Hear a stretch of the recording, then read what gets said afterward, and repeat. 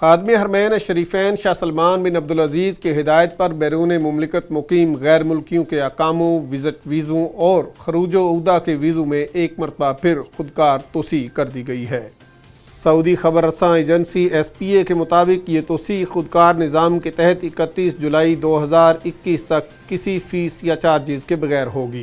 فیصلے کے مطابق وزیر خزانہ نے توسیع کے شاہی فرمان پر عمل درآمد کی ہدایت جاری کر دی ہے۔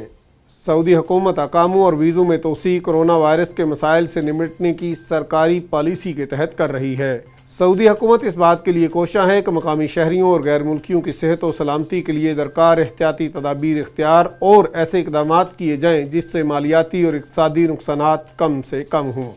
محکمہ پاسپورٹ نے کہا ہے کہ اقاموں اور ویزوں میں توسیع نیشنل انفارمیشن سینٹر کے تعاون سے خودکار نظام کے تحت ہوگی، اس لیے کسی کو دفتر سے رجوع نہیں کرنا پڑے گا۔